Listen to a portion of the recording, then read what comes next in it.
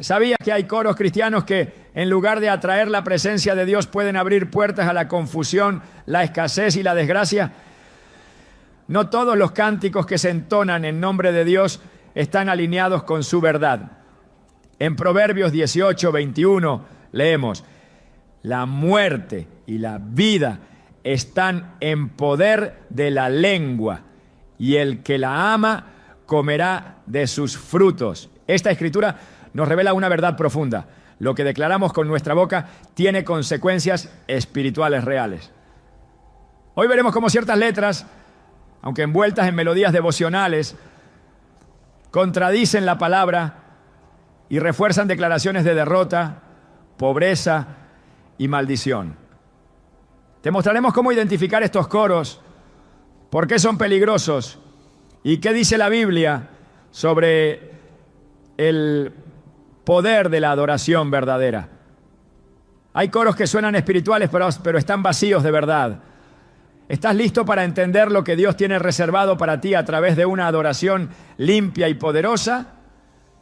Muchas personas no se imaginan que un coro cristiano repetido domingo tras domingo pueda estar sembrando palabras contrarias a la voluntad de Dios en sus vidas. A lo largo de los años hemos creído que mientras el canto mencione a Dios, todo está bien. Pero ¿qué pasaría si te dijera que hay alabanzas que, lejos de atraer la presencia divina, están edificando fortalezas de miseria, ruina y confusión en el alma? Lo que sale de nuestra boca tiene poder, y la adoración no es una excepción. En realidad, es uno de los actos más espiritualmente significativos que podemos realizar. Por eso el enemigo ha sido tan intencional en infiltrar mensajes disfrazados de piedad, usando coros emocionalmente atractivos, pero teológicamente errados. No se trata de gustos musicales ni de estilos litúrgicos. Estamos hablando de una guerra espiritual silenciosa, una batalla por lo que declaramos, por lo que creemos y por lo que le damos permiso a operar en nuestra vida. Desde el principio, Dios diseñó la adoración como un acto santo, puro, orientado a exaltar su gloria y a establecer su gobierno en la tierra. Por eso Satanás, siendo originalmente un querubín protector, encargado de liderar la alabanza en el cielo, no toleró que esa gloria no fuera para él. Su caída, narrada simbólicamente en Isaías 14:13-14, fue producto de su deseo de desviar la adoración que solo le corresponde a Dios. Subiré al cielo, en lo alto, junto a las estrellas de Dios, levantaré mi trono, seré semejante al Altísimo, dijo. Su ambición no era otra cosa que apoderarse del corazón de los adoradores.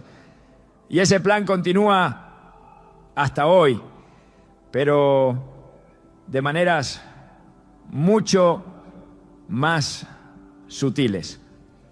Una de las estrategias más efectivas que ha usado en tiempos modernos es contaminar la adoración a través de letras que, aunque parecen humildes, en realidad niegan el carácter de Dios. Se disfrazan de espiritualidad, pero están llenas de derrotismo, resignación y teología falsa. En muchos casos no lo notamos porque lo envolvemos todo con la excusa de que Dios conoce el corazón. Sin embargo, Jesús mismo advirtió en Mateo 15:8: este pueblo me honra con los labios, pero su corazón está lejos de mí. No todo canto es honra. No toda letra que menciona a Dios lo glorifica. Algunas lo reducen, lo distorsionan, incluso lo contradicen. Y eso tiene consecuencias.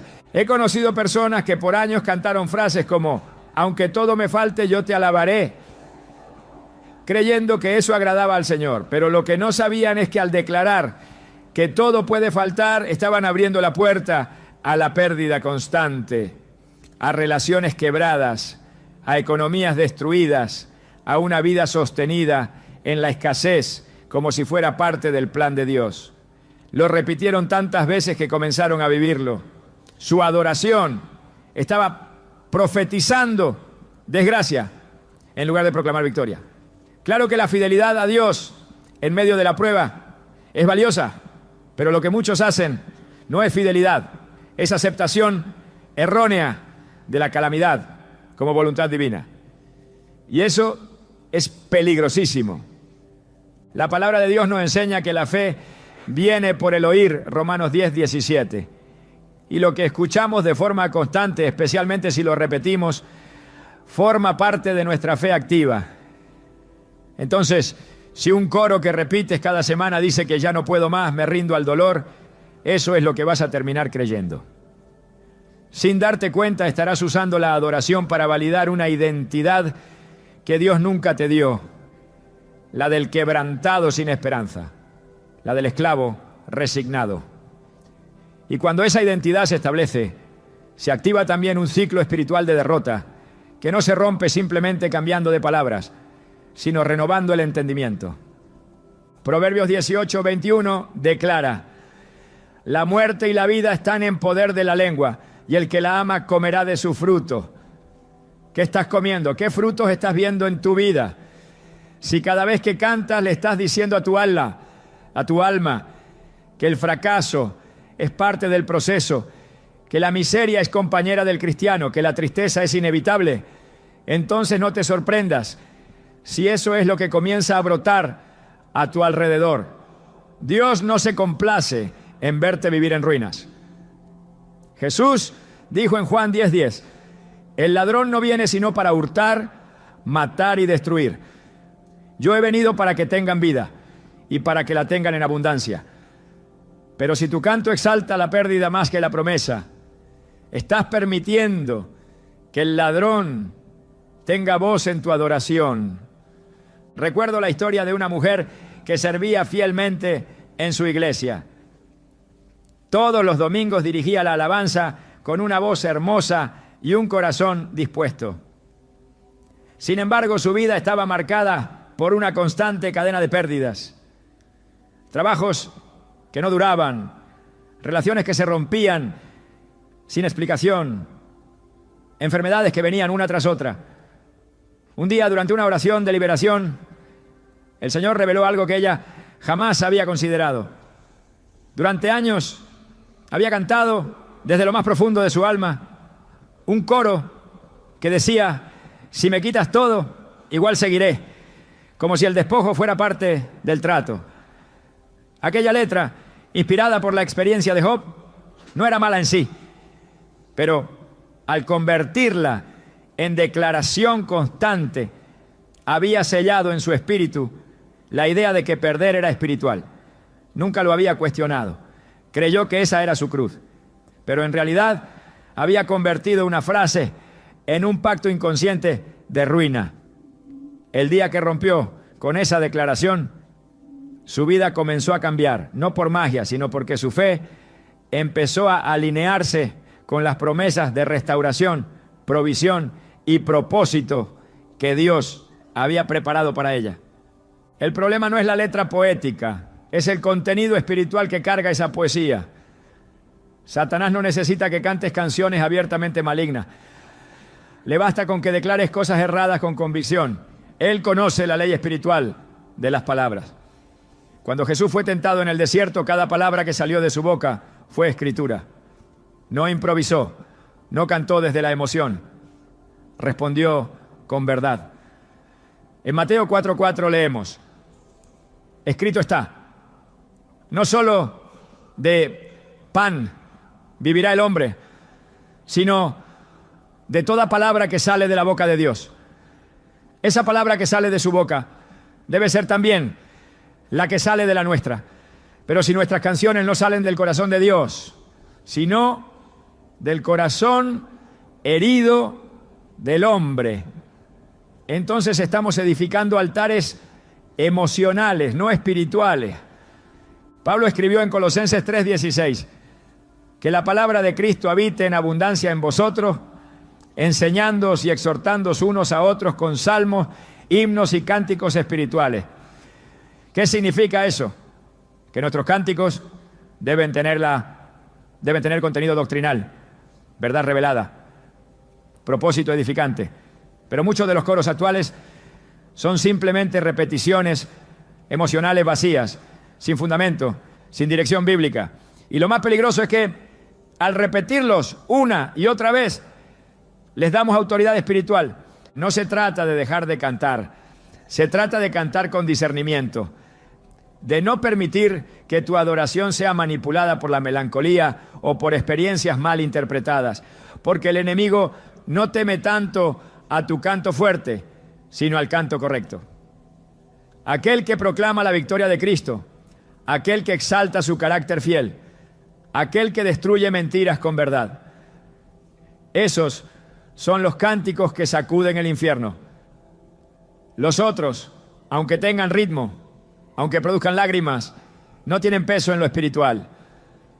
Muchos creyentes están viviendo debajo del nivel que Dios ha diseñado para ellos, simplemente porque han aceptado, mediante la adoración, una identidad que no les corresponde.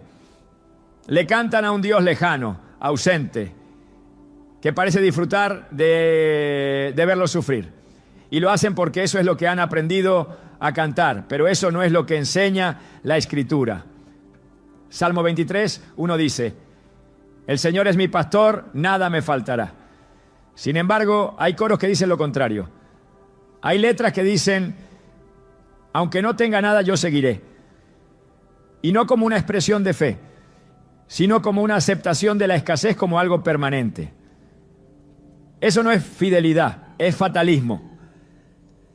Cuando cantas algo con el corazón, lo sellas en tu espíritu. No es solo melodía, es un acto de acuerdo espiritual. Y muchos creyentes están en acuerdos con la miseria, con el abandono, con la tristeza, no porque lo deseen, sino porque lo han cantado con sinceridad, sin cuestionarlo. Por eso este mensaje es tan importante, porque Dios quiere abrir tus ojos, no para que dejes de cantar, sino para que cantes con verdad, con poder, con identidad. Este es el tiempo de una adoración limpia, una adoración que no se conforma con repetir lo que suena bonito, sino que escoge cuidadosamente cada frase, cada declaración, cada verso, para asegurarse de que está proclamando lo que el cielo respalda. Ya no podemos darnos el lujo de cantar lo que emociona, pero no edifica. Nuestra generación necesita cánticos proféticos, cargados de verdad, que rompan cadenas, que sanen corazones, que levanten el espíritu de los quebrantados. La adoración es una herramienta espiritual poderosa, pero también puede ser un arma de doble filo si no se utiliza con sabiduría. Por eso, antes de abrir tu boca para cantar, pregúntate: ¿lo que voy a declarar está alineado con la palabra? ¿Está fortaleciendo mi fe o reforzando una mentira? ¿Está glorificando a Dios o alimentando mi dolor? Porque no todo lo que suena piadoso lo es. A veces lo que parece rendición, en realidad es desesperanza. Y Dios no habita en la desesperanza. Habita en la alabanza genuina, aquella que se levanta en medio de la batalla para proclamar que Él sigue siendo fiel. La próxima vez que te encuentres repitiendo un coro popular, detente. Escucha lo que estás diciendo, evalúalo con las Escrituras. Porque tal vez, sin darte cuenta, estás reforzando la misma oscuridad de la que le pides a Dios que te libre. Y si eso es así, no es tiempo de silencio, es tiempo de corrección, de purificar nuestra alabanza, de tomar de nuevo el control espiritual de lo que proclamamos. Porque tu voz tiene poder, tus canciones tienen poder, y tu adoración puede ser el puente a tu victoria o la cadena que refuerza tu prisión. ¿Estás listo para cantar con entendimiento y verdad? Porque el cielo está atento y también el infierno. La segunda gran verdad que debemos enfrentar cuando hablamos de los coros cristianos que atraen ruina, pobreza y confusión espiritual es que no estamos lidiando solo con melodías, sino con declaraciones, con palabras cargadas de poder, pronunciadas por bocas sinceras, pero muchas veces mal dirigidas. La Escritura es clara y no deja espacio a dudas. Lo que sale de nuestra boca tiene el poder de edificar o destruir. En Proverbios 18:21 leemos: la muerte y la vida están en poder de la lengua, y el que la ama comerá de sus frutos. Esta no es una metáfora decorativa, es una advertencia directa del cielo. Cada vez que cantamos, profetizamos. Cada frase entonada no es solo una parte de una canción, es una semilla espiritual lanzada al terreno de nuestra vida, esperando producir su fruto. Cuando un coro repite frases como: ya no tengo fuerza, me rindo ante el dolor, todo se ha perdido, pero igual cantaré. Esas palabras no quedan suspendidas en el aire, se convierten en decretos, en afirmaciones espirituales que, si no están respaldadas por la verdad de la palabra de Dios, dan legalidad a la mentira, abren puertas al desánimo, al desgaste emocional, a la ruina en lo invisible. Porque aunque el canto parezca piadoso, si su contenido niega el poder, la promesa y la fidelidad de Dios, no puede producir vida. Por el contrario, se convierte en un instrumento que, en lugar de levantar, deprime, que en lugar de afirmar la fe, fortalece el temor, que en lugar de declarar victoria, perpetúa la derrota. Jesús mismo dijo en Mateo 12, 36 a 37: mas yo os digo que de toda palabra ociosa que hablen los hombres, de ella darán cuenta en el día del juicio. Porque por tus palabras serás justificado, y por tus palabras serás condenado. Este principio también se aplica a lo que cantamos, lo que muchos consideran inofensivo, lo que repiten sin pensar porque así dice la canción. Puede estar marcando su atmósfera espiritual de manera invisible, pero contundente. Las canciones no son simplemente una forma de expresión, sino un vehículo que transporta convicciones, teología, verdades o errores directamente al alma. La palabra de Dios es viva y eficaz. En Hebreos 4:12 se declara que es más cortante que toda espada de dos filos.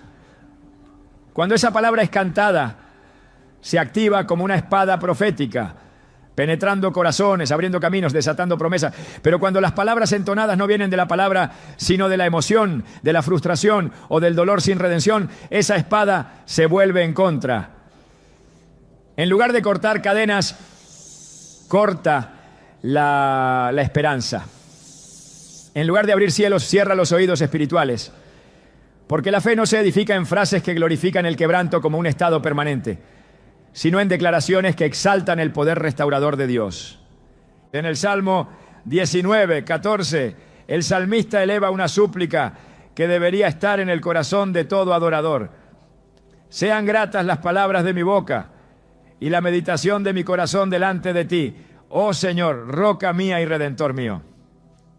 Esa oración no se limita al momento de la prédica, sino también al momento de la alabanza. Porque lo que cantamos también debe ser grato ante Dios. No podemos declarar con música lo que nunca aceptaríamos como enseñanza. No podemos vestir con melodía lo que es teológicamente incorrecto y esperar que el cielo lo respalde. La adoración verdadera no se mide por la emoción que provoca, sino por la verdad que contiene.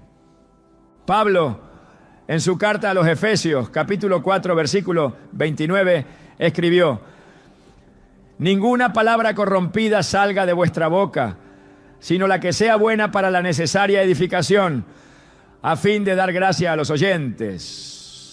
Si eso aplica a la conversación cotidiana, ¿cuánto más a los coros que cantamos como iglesia? Cada coro es una declaración colectiva, es un acto espiritual comunitario que eleva o arrastra, que sana o hiere, que edifica o corrompe. Por eso el enemigo ha sido tan sutil.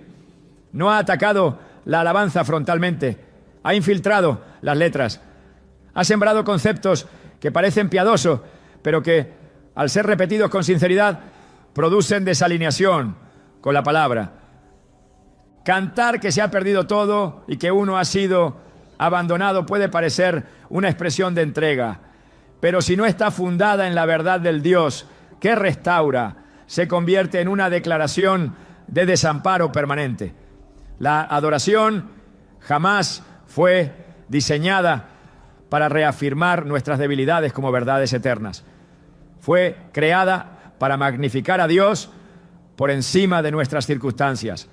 Fue diseñada para declarar su soberanía, su cuidado, su justicia, su provisión. En ningún lugar de las Escrituras se presenta la adoración como un lamento sin propósito. Incluso los salmos más angustiados concluyen con esperanza. Aún en medio del clamor el tono cambia y el salmista afirma la fidelidad de él, la fidelidad del Señor. Cuando la iglesia canta coros que no terminan con fe, está proclamando derrota. Y esa proclamación tiene consecuencias. En la atmósfera espiritual las palabras liberan. En Jeremías 1, 9 a 10, Dios le dice al profeta: Aquí he puesto mis palabras en tu boca. Mira que te he puesto en este día sobre naciones y sobre reinos, para arrancar y para destruir, para arruinar y para derribar, para edificar y para plantar. Si las palabras de un hombre pueden tener ese poder cuando vienen de Dios, ¿qué ocurre cuando las nuestras vienen de la incredulidad, de la tristeza sin redención o de la costumbre litúrgica vacía? La alabanza no es un adorno del servicio, es una proclamación. Y en lo espiritual, lo que se proclama se establece. Si cantamos ruina, cosechamos ruina. Si declaramos abandono, caminamos bajo una nube de rechazo. Si exaltamos el quebranto como virtud permanente, nos alejamos del Dios que vino a sanar los corazones rotos. Isaías 61:1 lo declara con claridad. El Espíritu de Jehová, el Señor, está sobre mí. Me ha enviado a predicar buenas nuevas a los abatidos, a vendar a los quebrantados de corazón, a proclamar libertad a los cautivos. Ese es el propósito de la unción: levantar, restaurar, liberar. ¿Cómo puede un coro que contradice esa misión ser considerado adoración aceptable? Es hora de examinar el contenido espiritual de lo que cantamos. Porque si nuestras palabras no están de acuerdo con el propósito de Dios, estamos elevando altares con nuestras bocas que no le pertenecen a Él. Y esos altares, aunque estén dentro de templos, no son santos. La adoración verdadera no nace del dolor sin esperanza, sino del conocimiento de que Dios transforma ese dolor en gozo. No es la exaltación del sufrimiento como identidad, sino la proclamación del poder divino que redime todo sufrimiento y lo convierte en testimonio de gloria. En 2 Corintios 4:13, Pablo dice: pero teniendo el mismo espíritu de fe conforme a lo que está escrito, creí, por lo cual hablé. Nosotros también creemos, por lo cual también hablamos. Hablar es manifestar fe. Cantar también lo es. Si creemos lo correcto, declararemos lo correcto. Pero si creemos mentiras disfrazadas de humildad, terminaremos declarando ruina en nombre de la piedad. Por eso, no todo lo que suena espiritual lo es.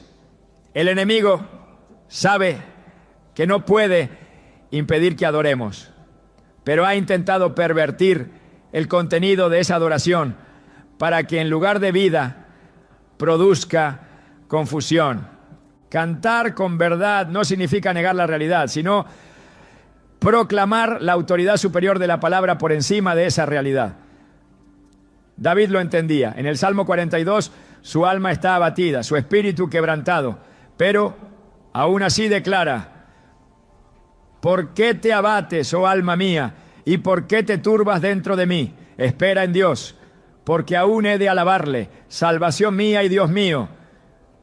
La alabanza, incluso en el dolor, no es para perpetuar el dolor, sino para declarar que hay salvación, que hay esperanza, que hay restauración en camino. Los coros que niegan esa esperanza, que repiten sin cesar el dolor, sin proclamar la redención, se convierten en cadenas melódicas. No son actos de fe, son himnos de resignación. Y Dios no nos llamó a la resignación, sino a la transformación. Romanos 12:2 nos exhorta: no os conforméis a este siglo, sino transformaos por medio de la renovación de vuestro entendimiento. Esa renovación comienza también con lo que declaramos en la adoración, porque si cambiamos la letra, pero no renovamos la mente, volveremos a repetir los mismos errores con diferente ritmo. Dios desea una iglesia que adore con entendimiento, que cante con discernimiento, que proclame con autoridad. Una iglesia que entienda que las canciones son también oraciones, son también decretos, son también actos proféticos. Y que como tales deben pasar por el filtro de la verdad. No se trata de cantar bonito, sino de cantar lo correcto. Porque el enemigo no teme a una voz afinada, sino a una voz alineada. Una voz alineada no repite lo que está de moda, sino lo que está escrito. No proclama lo que siente, proclama lo que cree. Y cree lo que la palabra dice, no lo que la emoción sugiere. Esa es la diferencia entre una adoración que transforma y una adoración que estanca. Entre una alabanza que libera y una que esclaviza. La palabra cantada con fe tiene el poder de romper yugos. Pero las letras que niegan esa palabra, aunque se disfracen de devoción, no tienen ese poder. Volver a la pureza de la adoración es volver al poder de la palabra. Es entender que lo que declaramos con nuestra boca, especialmente en la alabanza, establece un ambiente espiritual. Y ese ambiente puede ser cielo o puede ser desierto. Puede ser victoria o puede ser ruina. Todo depende del contenido, del origen, de la verdad detrás de la melodía. Cada palabra que cantas importa. Cada verso que proclamas en adoración establece algo en tu espíritu. Que ese algo esté alineado con la vida que Dios quiere darte. Porque el que canta también siembra. Y el fruto de lo que siembras con tu voz será evidente, para bendición o para juicio. Ahora que lo sabes, ¿qué palabras vas a sembrar en tu próxima adoración? Porque el cielo escucha, pero también responde. Y el mundo invisible se mueve al ritmo de lo que declaras. Que tu canto active la vida, no la ruina. Que tus labios proclamen victoria, no derrota. Porque Dios no diseñó tu voz para repetir miseria, sino para anunciar su gloria. Hay coros que no solo comunican ideas erradas, sino que se han convertido en una exaltación continua del sufrimiento humano sin redención. Canciones que no levantan el espíritu, sino que lo hunden más en la desesperanza. No son himnos de adoración, sino lamentos perpetuos que giran en torno al dolor como si este fuera el destino final del creyente. Pero en la revelación de las Escrituras, el sufrimiento jamás aparece como un fin en sí mismo. Cada vez que se menciona el quebranto, está ligado a una promesa de restauración, a un mover divino de consuelo, a un propósito mayor. Cuando la adoración pierde esa perspectiva y convierte el dolor en el centro del mensaje, está desviando la mirada de Cristo y posicionando al alma humana como protagonista de su propia miseria. La Biblia está llena de ejemplos de hombres y mujeres que atravesaron aflicciones profundas, pero nunca se quedaron detenidos allí. El clamor de los salmos no es un lamento sin dirección, sino una súplica que termina reconociendo quién es Dios en medio de la crisis. El Salmo 30:5 afirma: porque su enojo dura solo un momento, pero su favor dura toda la vida. El llanto puede durar toda la noche, pero a la mañana vendrá el grito de alegría. Este versículo no niega el sufrimiento, pero establece un límite. Declara un tiempo para el llanto, pero también una certeza de que la alegría lo reemplazará. Cuando un coro insiste en eternizar la noche sin anunciar el amanecer, se está saliendo del lenguaje del reino y abrazando una narrativa derrotista que contradice la naturaleza de Dios. Jesús en su ministerio terrenal no negó el sufrimiento, lo vivió, lloró, fue quebrantado, pero cada una de sus acciones estaba orientada a mostrar que el reino de Dios no se establece en la tragedia permanente, sino en la transformación.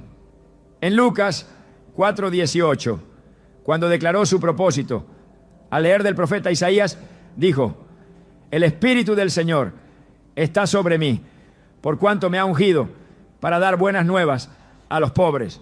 Me ha enviado a sanar a los quebrantados de corazón.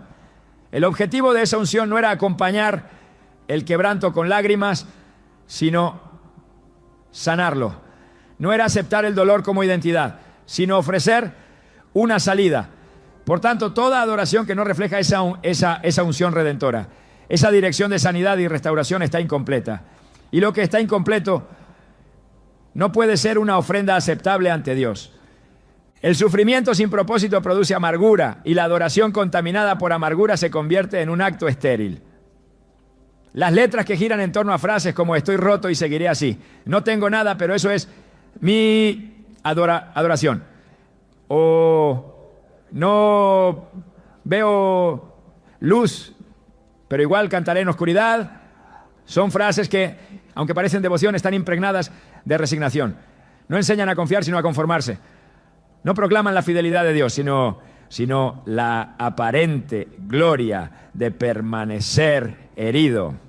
Pero el reino de Dios no se manifiesta en un pueblo que canta su dolor, sino en uno que proclama la victoria del Cordero aún en medio del valle. El apóstol Pablo experimentó prisiones, naufragios, persecuciones y múltiples pruebas. Sin embargo, en Filipenses 4, 11 a 13, escribe: he aprendido a contentarme, cualquiera que sea mi situación. Todo lo puedo en Cristo, que me fortalece.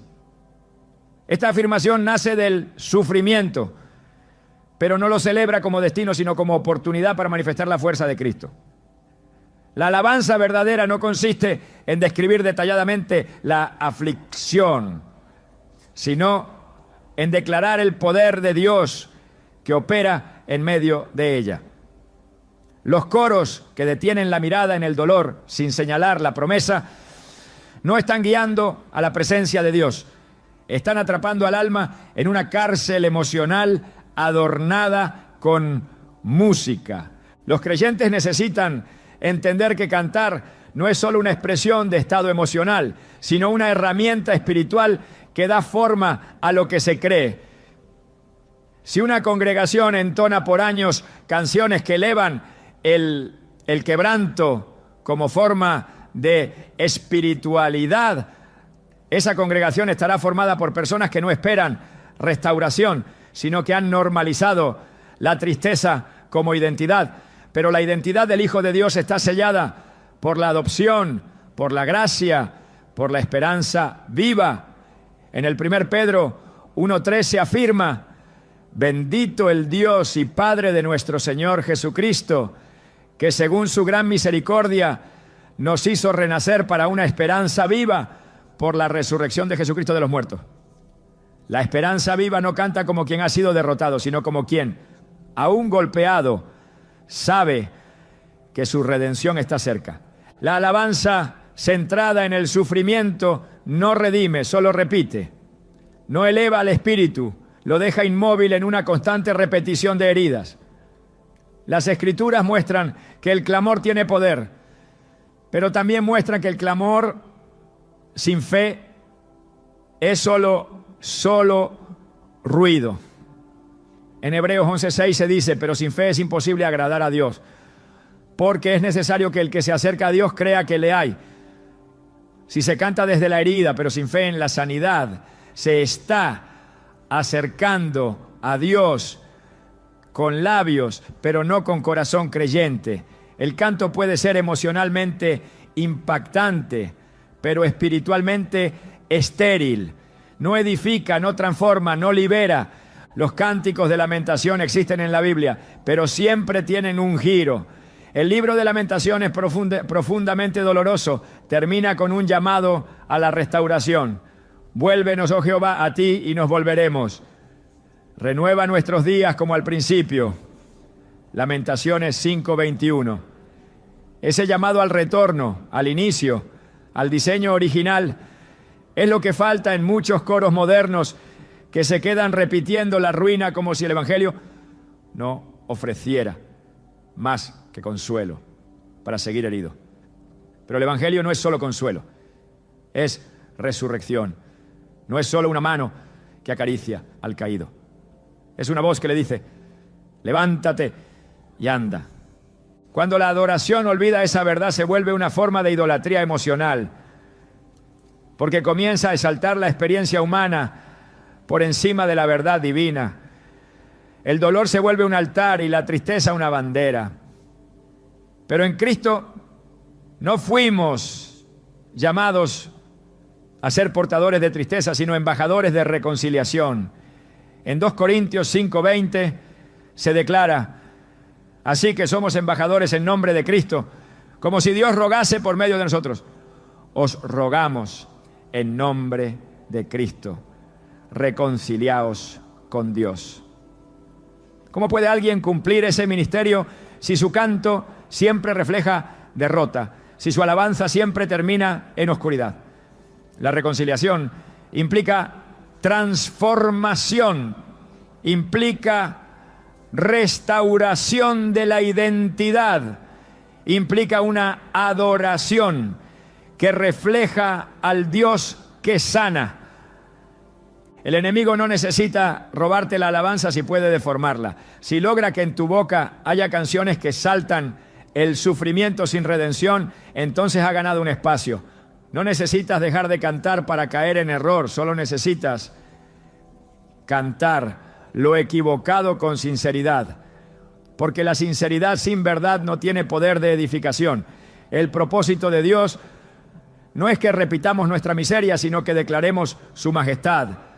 No se trata de negar el proceso doloroso, sino de no permitir que el proceso se convierta en un lugar de residencia espiritual.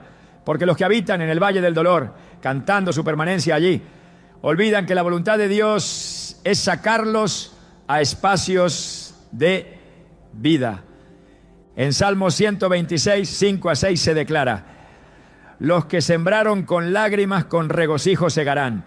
Irá andando y llorando el que lleva la preciosa semilla, mas volverá a venir con regocijo trayendo sus gavillas. Las lágrimas no son el destino, son parte del proceso. El canto del que siembra con llanto no debe ser un canto de lamento perpetuo, sino uno que anticipa la cosecha con gozo. Cuando los coros no reflejan ese desenlace, están sembrando desesperanza, están enseñando a vivir en la semilla sin esperar la cosecha. Pero Dios no es un sembrador de ruinas, es un hacedor de milagros. El que comienza la obra la perfeccionará. Y eso también debe ser cantado, proclamado, declarado con poder. El reino de Dios no avanza con cantos que celebran la miseria espiritual. Avanza con cánticos de victoria, con himnos que proclaman la fidelidad de Dios aún en medio de la prueba. En Isaías 54:1, el profeta dice, regocíjate, oh estéril, la que no daba a luz. Levanta canción y da voces de júbilo. La canción no nace del resultado visible, sino de la promesa. El canto no se eleva desde el vientre lleno, sino desde la fe en que Dios cumplirá su palabra. Así es como se canta desde el reino. No porque todo se vea bien, sino porque el corazón ha creído que Dios lo hará. La adoración verdadera es anticipación, es expectativa. Es un eco del cielo en la tierra. No es una repetición del dolor humano, sino una declaración del poder divino. Cuando el canto gira eternamente en torno a la tristeza, no está proclamando el reino, está normalizando el cautiverio. Pero Cristo vino a libertar a los cautivos, a romper cadenas, a abrir cárceles. Y la alabanza debe reflejar ese mover de libertad. Debe ser una señal profética del reino en medio del desierto. Una bandera en alto que dice, el gozo viene, la restauración es segura, el Dios de los ejércitos pelea por nosotros.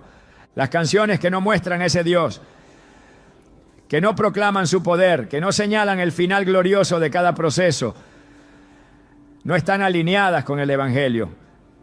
Porque el Evangelio no termina en cruz, sino en tumba vacía. No termina en quebranto, sino en resurrección. La adoración que permanece en el dolor sin anunciar la resurrección está incompleta. Es una sombra sin luz, una oración sin respuesta, un eco sin dirección. Y el pueblo de Dios ha sido llamado a cantar con dirección, con propósito, con entendimiento. Cantar no es solo un acto de devoción, es un acto de guerra espiritual. Lo que se canta se activa, lo que se proclama se establece. Por eso en cada línea, en cada verso, en cada estribillo, debe haber verdad, no emoción disfrazada, no dolor romantizado, no resignación espiritual. Debe haber palabra viva, declaración profética, esperanza anclada en el carácter de Dios. Solo entonces la adoración será lámpara en medio de la oscuridad, guía en medio del caos, victoria en medio del valle. Porque Dios no habita en las canciones del sufrimiento perpetuo, sino en las alabanzas del pueblo que cree que Él cambia el lamento en danza, la ceniza en corona, la ruina en testimonio. Esa es la canción que transforma. Esa es la adoración que rompe cadenas. Esa es la voz que el cielo respalda. Una de las formas más sutiles mediante las cuales el enemigo ha logrado infiltrar confusión en la adoración del pueblo de Dios es por medio de letras que, sin parecer dañinas, en realidad proclaman escasez, abandono y una imagen distorsionada de la naturaleza del Padre. No se presentan como blasfemias abiertas ni como himnos de rebeldía. Se esconden bajo melodías suaves, palabras que aparentan humildad, frases que suenan espirituales, pero que en su raíz contradicen directamente las promesas del Dios proveedor, del Dios cercano, del Dios fiel.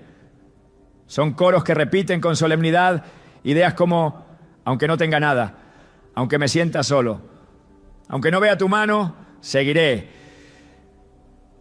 Como si esas condiciones fueran permanentes, normales, inevitables e incluso deseables para la vida cristiana. Pero ninguna de esas afirmaciones está en armonía con el testimonio de las Escrituras. Desde Génesis hasta Apocalipsis, Dios se revela como un proveedor, un protector, un padre que no olvida a sus hijos ni los deja en vergüenza.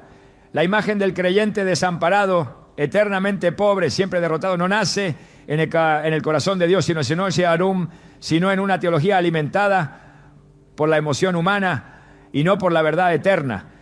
Cuando se cantan frases que reafirman la ausencia de provisión o que normalizan la pobreza como parte del camino espiritual, lo que se está haciendo es establecer en el espíritu una mentalidad contraria al reino. En Deuteronomio 28, Dios describe con claridad la diferencia entre la obediencia que trae bendición y la desobediencia que atrae maldición. En el versículo 11 declara: y te hará Jehová sobreabundar en bienes. ¿Cómo puede entonces una canción que glorifica la carencia representar correctamente a ese Dios? El Señor es Jehová Jireh, el Dios que provee. Así lo revela Génesis 22:14. Cuando Abraham reconoce que en el monte de la prueba el Señor no lo abandonó, sino que proveyó. Esa revelación se convierte en uno de los nombres eternos de Dios. No es un acto aislado, es un atributo. Y cuando el pueblo de Dios canta lo contrario, cuando entona versos que, en lugar de declarar provisión, exaltan la carencia como una marca espiritual, está negando una verdad fundamental del carácter divino. No se trata de rechazar la humildad ni de promover una fe basada en el materialismo. Se trata de reconocer que la pobreza perpetua, el desamparo emocional o espiritual constante y la sensación de abandono no son banderas de piedad, sino mentiras que impiden al creyente experimentar la plenitud que el Padre ya ha destinado para él. Jesús lo dejó claro en Mateo 6:26. Mirad las aves del cielo, que no siembran, ni ciegan, ni recogen en graneros, y sin embargo, vuestro Padre Celestial las alimenta. ¿No valéis vosotros mucho más que ellas? Este pasaje no es solo una declaración poética, es una afirmación espiritual que derriba cualquier argumento de abandono. El creyente no está llamado a vivir como huérfano, no canta desde el vacío, canta desde la filiación. El cristiano no canta para mendigar el amor de Dios, canta porque ya ha sido amado, escogido, sostenido. Por eso, cuando se entonan coros que repiten ideas como aunque no sienta tu presencia o aunque no escuches mi clamor, se está proclamando una separación que la cruz ya anuló. La obra de Cristo en la cruz no solo reconcilia al hombre con Dios, sino que lo posiciona como heredero. Romanos 8:17 declara: y si hijos, también herederos, herederos de Dios y coherederos con Cristo. Este estatus espiritual no es simbólico, tiene implicaciones reales. El heredero no vive como un mendigo. El coheredero no canta ruina como si fuera su lenguaje nativo. La alabanza del Hijo debe reflejar el corazón del Padre. Por tanto, cuando una generación entera canta con convicción frases que evocan la escasez, la distancia divina y la falta de dirección, no está adorando en espíritu y en verdad. Está reforzando una narrativa que no viene del trono celestial, sino de una visión empobrecida de la fe. Los salmos, considerados la base de la adoración bíblica, ofrecen un ejemplo perfecto de cómo se debe expresar el dolor o la necesidad sin negar la naturaleza de Dios.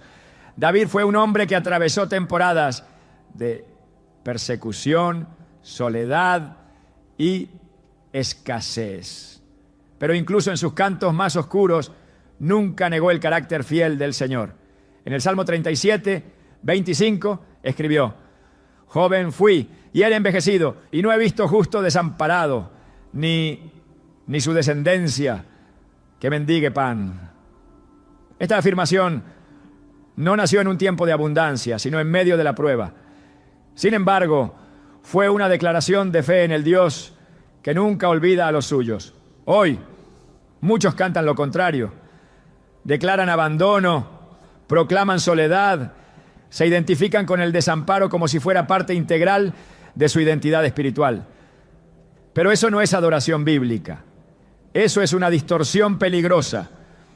Hay una diferencia inmensa entre cantar desde la prueba y cantar como si la prueba fuera nuestro destino eterno. El creyente puede atravesar el valle de sombra, pero no vive en él. Puede pasar por desiertos, pero no debe construir allí su morada espiritual. Cuando una congregación canta repetidamente frases que refuerzan la idea de un Dios que no provee, que no escucha, que está distante, está proclamando algo que no solo es erróneo, sino que cierra la puerta a la fe viva que atrae la intervención divina.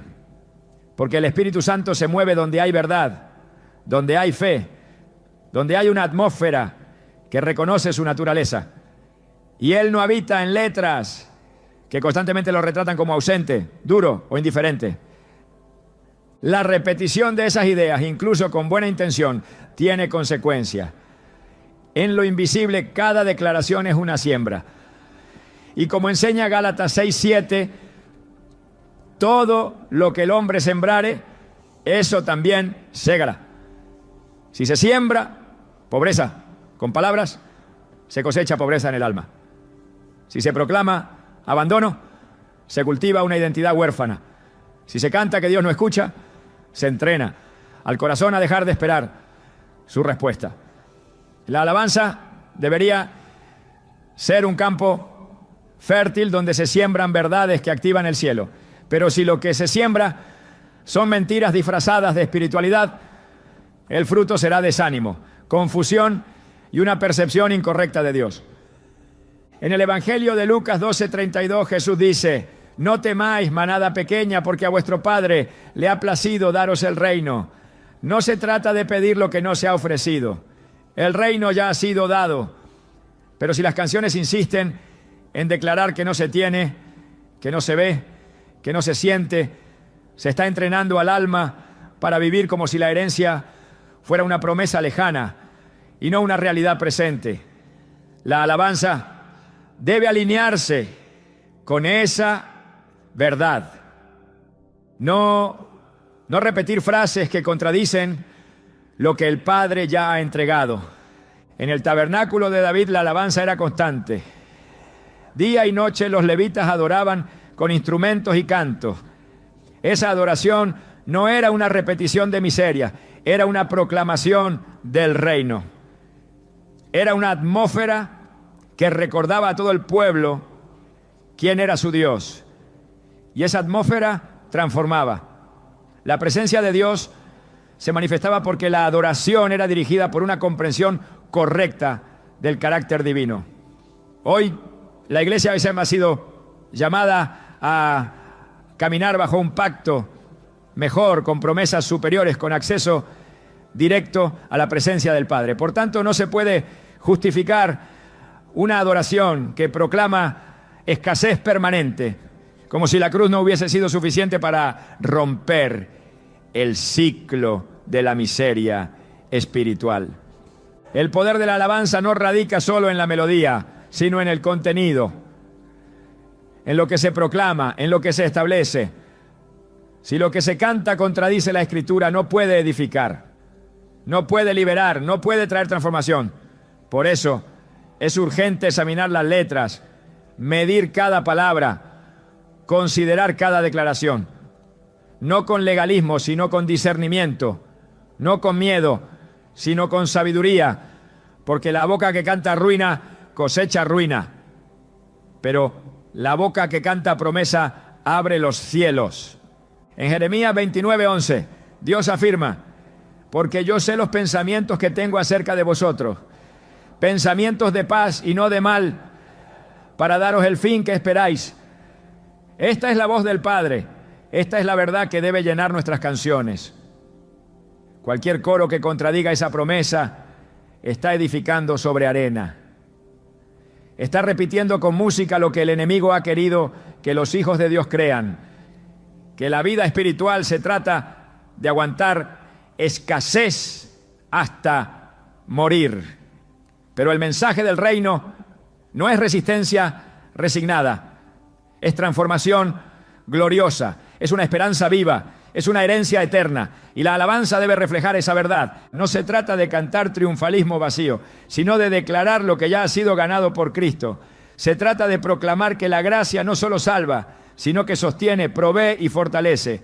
Se trata de afirmar con nuestra boca que no estamos solos, que no estamos olvidados, que no hemos sido abandonados. Porque el Dios al que adoramos está presente y se complace en el bienestar de sus siervos, como dice Salmo 35:27. Esa es la verdad que debe estar en nuestras canciones. Esa es la alabanza que activa el mover del Espíritu. Esa es la melodía que toca el cielo. Cuando la iglesia canta desde la fe y no desde la carencia, cambia atmósfera. Cuando proclama la presencia de Dios en lugar de su aparente ausencia, abre puertas. Cuando se alinea con la verdad eterna en vez de repetir lo que siente el alma herida, comienza a experimentar la gloria que transforma. Por eso es tan crucial discernir cada coro, porque lo que hoy parece una simple frase, mañana será la fe o la incredulidad que gobierne el corazón. Y lo que gobierna el corazón determina el rumbo. La adoración no debe ser un eco del desánimo humano, sino una trompeta que proclama la fidelidad divina. No debe repetir el lenguaje del mundo, sino declarar la palabra que no cambia. No debe perpetuar la pobreza espiritual, sino invitar al pueblo a habitar en la abundancia del reino. Porque si la alabanza es verdadera, entonces será luz, será puerta, será espada. Pero si está llena de palabras que exaltan la escasez, el abandono o la distancia de Dios, entonces se convierte en una sombra sin sustancia, un sonido sin dirección, una forma sin poder. Dios busca adoradores que lo adoren en espíritu y en verdad, no en emoción y error, no en melancolía y costumbre, sino en alineamiento con su palabra. Porque en ese tipo de adoración hay vida. Y donde hay vida, no hay lugar para la ruina. No hay espacio para la pobreza como identidad. No hay cabida para un lenguaje que proclame que Dios ha cerrado el cielo, cuando Él mismo dijo: clama a mí y yo te responderé. Jeremías 33:3. El cielo está abierto. La provisión ha sido dada, la herencia está asegurada. Solo falta que la boca del adorador se alinee con esa verdad y que cada canción proclamada desde el altar sea una afirmación de fe, no una repetición de miseria. Entonces, y solo entonces, la alabanza dejará de ser un simple canto y se convertirá en poder. Muchos de los coros que se entonan con fervor nacen del dolor genuino, de momentos de prueba en los que el alma quebrantada busca una forma de expresar su lucha. Pero el hecho de que una canción surja de un corazón sincero no significa que su contenido sea conforme a la verdad de la palabra. La sinceridad no reemplaza la doctrina. Y cantar con emoción no convierte una declaración errónea en una proclamación santa. Lo que define si una adoración es aceptable ante Dios no es la intensidad del sentimiento, sino la fidelidad a la revelación bíblica. Porque no basta con ser auténtico en el dolor si lo que se declara perpetúa una mentira espiritual. Y esto es justamente lo que sucede cuando se justifican ciertos coros bajo la idea de que fueron escritos desde el quebranto. David también escribió desde el quebranto, clamó, lloró, se lamentó profundamente, pero nunca utilizó su dolor para construir una teología derrotista. Cada salmo que nace desde su aflicción termina apuntando al carácter inmutable de Dios. En el Salmo 13, por ejemplo, empieza con una súplica angustiante. ¿Hasta cuándo, Señor? ¿Me olvidarás para siempre? Pero no termina allí. Concluye diciendo: mas yo en tu misericordia he confiado. Mi corazón se alegrará en tu salvación. Esa es la diferencia entre un clamor espiritual y una canción que solo repite desesperanza. Uno reconoce la realidad del dolor, pero afirma la fidelidad de Dios por encima de las emociones. El otro se estaciona en la herida y la convierte en altar. Y cuando la música se construye sobre ese fundamento, el alma se acostumbra a vivir en ruinas espirituales, creyendo que eso es humildad. La palabra nos muestra que el Espíritu Santo es consolador, guía, maestro y defensor. Su tarea no es amplificar nuestro dolor, sino revelarnos la verdad que nos libera. En Juan 16:13, Jesús dijo: pero cuando venga el Espíritu de verdad, Él os guiará a toda la verdad. Esa verdad incluye reconocer que la adoración no debe ser una manifestación de debilidad perpetua, sino una proclamación de quién es Dios, incluso en medio de la tormenta. Cuando se cantan frases que nacen del quebranto sin haber pasado por el filtro del Espíritu, se está declarando algo que no proviene del cielo. Y lo que no viene del cielo no tiene poder para transformar. No todo lo que nace del corazón debe ser cantado. No toda emoción merece convertirse en liturgia, porque el altar no es el lugar para expresar libremente cualquier sentimiento, sino el espacio donde se proclama la gloria de Dios. Por eso, el origen emocional de muchos coros no puede ser la justificación para su uso. La intención no santifica el contenido. Y el dolor no puede definir la teología de una iglesia. Solo la palabra, solo la verdad, solo Cristo.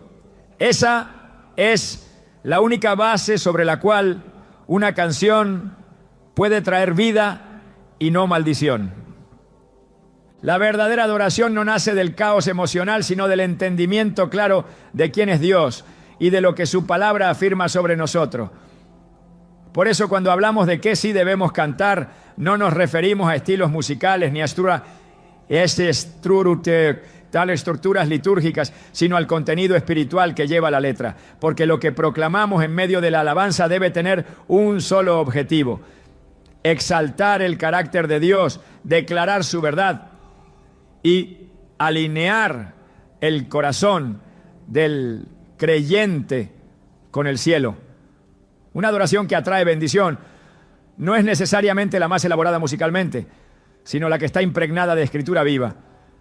Porque cuando una letra refleja lo que Dios ha dicho, se activa en el mundo espiritual una atmósfera que no solo conmueve, sino que transforma. El Salmo 22:3 afirma que Dios habita en medio de las alabanzas de su pueblo. Esto no significa que Él simplemente se acerca cuando se canta, sino que su presencia se establece cuando lo que se entona está alineado con su naturaleza.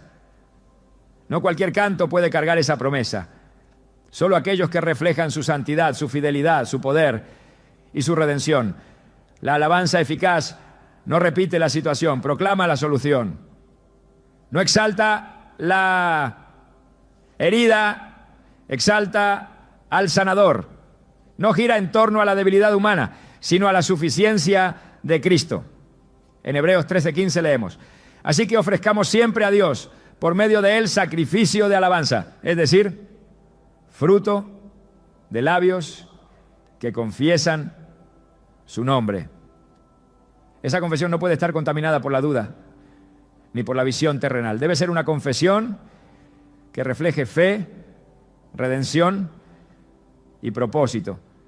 Cuando la iglesia canta lo que el cielo ya ha dicho, el poder se manifiesta. No hay necesidad de manipular emociones. La atmósfera responde sola, porque el Espíritu Santo se mueve donde la verdad es proclamada con convicción. En Efesios 5:19, Pablo exhorta a hablar entre vosotros con salmos, con himnos y cánticos espirituales, cantando y alabando al Señor en vuestros corazones. Esto no es una sugerencia estética, es una instrucción espiritual. El corazón que canta lo que el Espíritu aprueba se convierte en canal de vida. Una iglesia que canta promesas activa cumplimiento. Un pueblo que proclama la victoria de Cristo vence la opresión. Una voz que entona lo que la palabra establece rompe yugos. Por eso los cánticos deben contener verdad eterna. Frases que proclamen la identidad del creyente como hijo redimido. Letras que afirmen la cercanía de Dios, que celebren su justicia, que exalten su gracia. La adoración verdadera no solo expresa devoción, sino que construye una realidad espiritual basada en el reino. Cuando lo que se canta edifica, entonces también se libera. Porque donde hay verdad, hay libertad. Y donde hay libertad, hay presencia. Esa es la clase de adoración que el cielo respalda. Esa es la canción que trae bendición.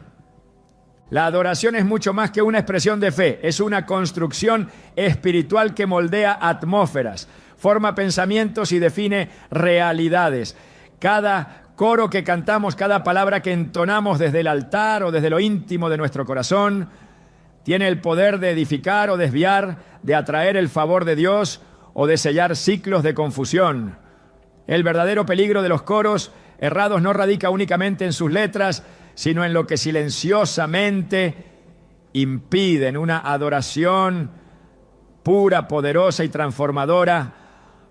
Lo que dejamos de cantar por temor a confrontar errores puede estar retrasando visitaciones divinas, respuestas largamente esperadas y una activación más profunda del propósito individual y colectivo. Cuando no examinamos lo que proclamamos, entregamos el terreno de la alabanza al descuido. Y donde hay descuido, hay distorsión. La gran tragedia de muchos cristianos no es que hayan dejado de cantar, sino que han aprendido a convivir con canciones que Dios jamás inspiró. Han hecho de coros equivocados parte de su lenguaje espiritual, sin notar que cada vez que los repiten, Están perdiendo la oportunidad de declarar con poder lo que el cielo espera oír, porque el cielo no responde a frases conmovedoras, sino a verdades que reflejan su diseño eterno. La atmósfera espiritual se abre con revelación, no con tradición. Esta es una hora en la que Dios está purificando la adoración de su pueblo, está despertando corazones para que canten con entendimiento, para que hablen lo que Él ha dicho, para que se conviertan en instrumentos proféticos que establecen su reino con cada verso. No es tiempo de repetir lo que siempre se ha cantado. Es tiempo de discernir, de elegir, de alinear. Es tiempo de liberar una alabanza que no solo consuele, sino que despierte. Que no solo declare, sino que active. Que no solo emocione, sino que transforme. Dios está buscando voces que no teman soltar lo viejo para abrazar lo verdadero. Voces que entiendan que cantar no es llenar un espacio litúrgico, sino abrir un portal espiritual. Voces que comprendan que cuando el contenido es santo, el poder es inevitable. Porque cuando lo que cantamos refleja el corazón de Dios, no hay desgracia, ni pobreza, ni mala suerte que pueda resistir. Solo queda su gloria. Y cuando su gloria desciende, todo cambia para siempre.